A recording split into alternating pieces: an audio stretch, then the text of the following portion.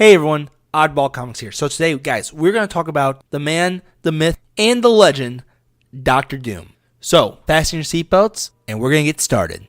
Like many of Marvel's Silver Age characters, Doom was conceived by Stan Lee and Jack Kirby. Dr. Doom was introduced in issue of Fantastic Four number 5 in July of 1962, but due to the rush to publish his character, he was not given a full origin story until Fantastic Four Annual number 2, 2 years after his first debut. And to be honest guys, Jack Kirby actually modeled Doom after the Grim Reaper himself. Victor Von Doom was born to a tribe of Latvian Romani people, under the rule of his unnamed nobleman called the Baron.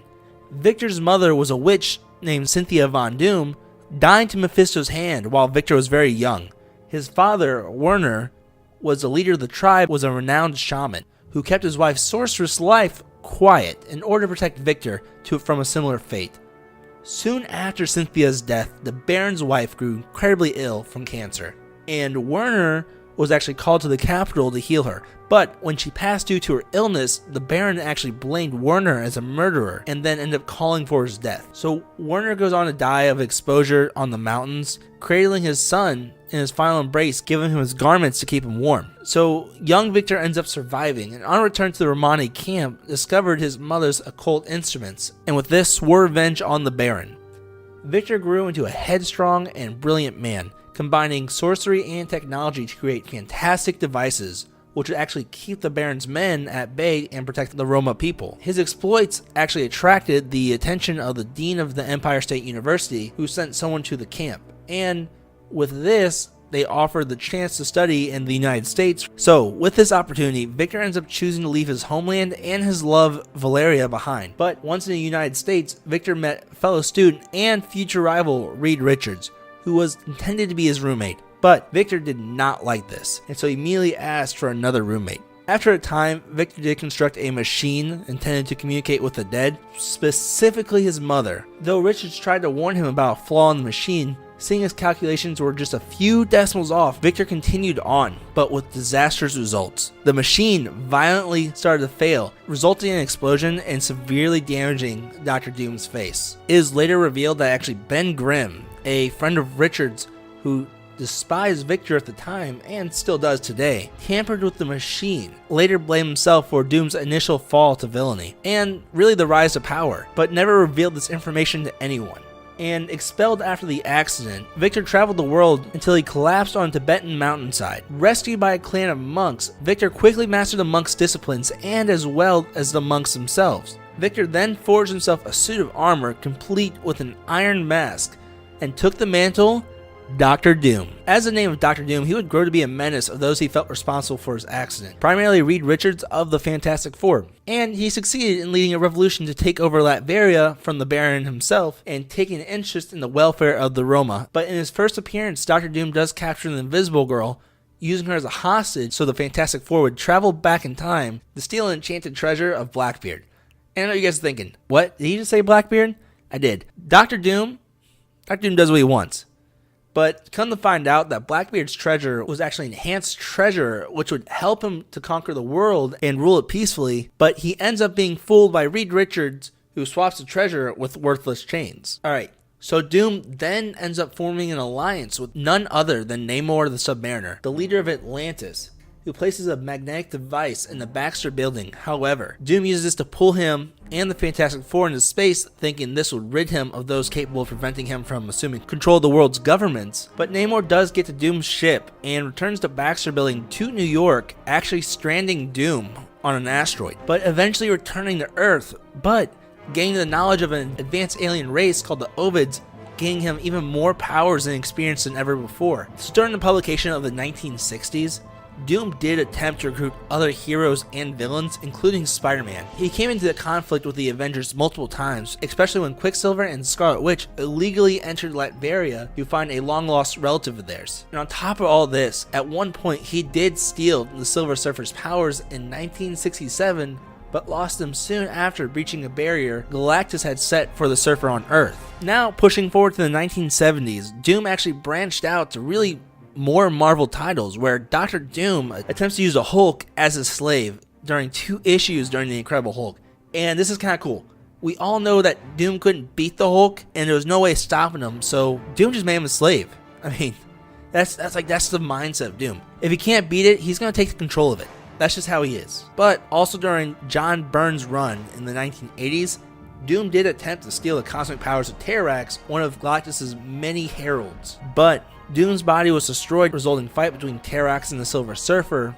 Doom ends up actually surviving though by transferring his consciousness into another human and is returned to its original body by the Beyonder. And after this happens, while on Battleworld, Doom attempted to briefly succeed in stealing the Beyonder's powers, but it proves too vast for him to control.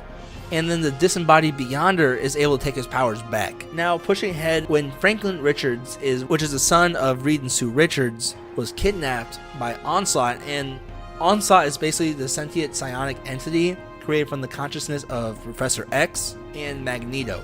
Doom actually ends up joining forces with the Fantastic Four, the Avengers, and the X-Men to battle Onslaught in Central Park. But thanks to this sacrifice, the X-Men finally managed to destroy the Onslaught, and Doom, the Fantastic Four, and the Avengers and Banner were believed to be dead, but were instead saved by Franklin Richards himself, who created a pocket dimension called Counter Earth, trying to keep him safe. After several months away, the missing heroes returned from Counter Earth. Now, we're going to jump ahead a little bit more, and you're going to be jumping around a lot. When Susan Richards experienced problems with her second pregnancy, while Reed Richards was away, Johnny Storm, Susan's brother, actually ends up contacting Dr. Doom for help, and correctly guessing that Doom would be unable to pass up a chance to succeed where Reed would fail. Doom not only saved Susan's daughter, but also cured Johnny, but after the birth, Doom's only apparent condition for saving the daughter was actually naming her, and with this, she was given the name Valeria. However, this does inspire a new plan where Doom makes Valeria his familiar while seeking out her namesake. And as part of the deal with the trio of demons, by sacrificing his old lover, Doom is then granted magical powers on a level he would have possessed if he had spent studying years and years in sorcery rather than science. But with this new power, Doom ends up trapping Franklin Richards in hell, immobilized Doctor Strange by neutralizing the Fantastic Four's powers, torturing the other three while taunting Reed by leaving him in a magical library, and comparing it to giving a dog a roadmap, and as he concluded that it would be impossible for Reed to master sufficient magical skills to be a threat to Doom. However, Reed was able to release Doctor Strange's astral form and let Doctor Strange actually teach Reed Richards how to use a little bit of magic to help them out. But determined to ensure that Dr. Doom could not be a further threat, Reed does take control of Latveria to dismantle all of Doom's equipment, simultaneously subtly driving his family away so he can trap Doom and himself in a pocket dimension so that he could make sure that Doom never threatens anyone again. However, this plan backfires when the rest of the team attempts to rescue Reed, resulting in Dr. Doom transferring his spirit into Sue, Johnny, and Ben, forcing Reed to kill his best friend to stop his greatest enemy. Doom was returned to hell, but Reed was able to use the same machine Doom once tried to create to travel to heaven and restore Ben to life. Doom remained in hell until Mjolnir actually falls to Earth after the events of Ragnarok, as it created a dimensional tear during its fall that allowed Doom to escape. And at the end of one of Fantastic Four's story arcs, a guilt-ridden Doom felt that he needed to be reborn, making plans to give up his throne to Kristoff when Valeria teleported to his room, unexpectedly asking for his assistance to help her father. Valeria quickly notices that Doom is actually suffering from brain damage from his previous battle and is slowly losing his memories. He makes a deal with him to restore his mental capabilities if he helps Reed and the Fantastic Four.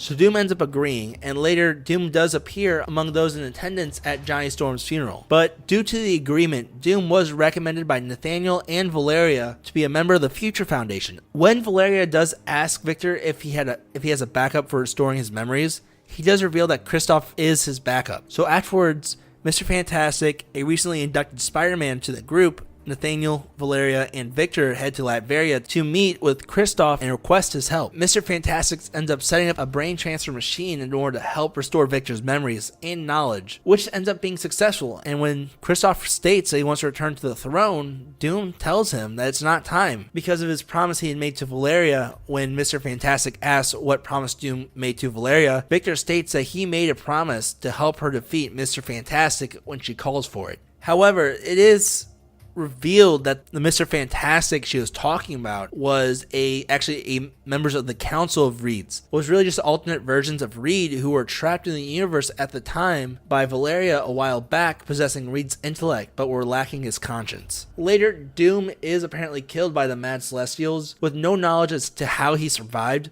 Doom awakens in the ruins of an interdimensional Council of Reeds, where Valeria had left him a full army of lobotomized Dr. Dooms that were the after effect of the Council of Reeds. And these are all from alternate realities, who were previously captured by that council. And along with the two Infinity Gauntlets from the alternate universes, with these resources, Doom created a Parliament of Doom and an interdimensional council of maintaining peace across the multiverse. He later returned to again rule Latveria upon ruling the council for a millennium, but after a revolt was later saved by Franklin and Reed Richards. Really, guys, so during the confrontation between the Avengers and the X-Men, Doom does ally with Magneto and others against Red Skull's Red Onslaught, which I actually did a video on, so I'll put a link down of that below. So he ends up basically turning good for a little bit, but, later returns back to his evil ways. But in the meantime of this whole event, he ends up reviving Dr. Voodoo. Now, during Secret Wars, alright, during Secret Wars, Doom ends up using the power of the Beyonders, and with the aid of Doctor Strange and the Molecule Man, he ends up collecting what he can of the destroyed multiverse and forming a new battle world consisting of different alternate realities, and he also assumes the role of God and claims complete dominion on the new world and its inhabitants, controlling them into thinking he was and always is the almighty force of creation.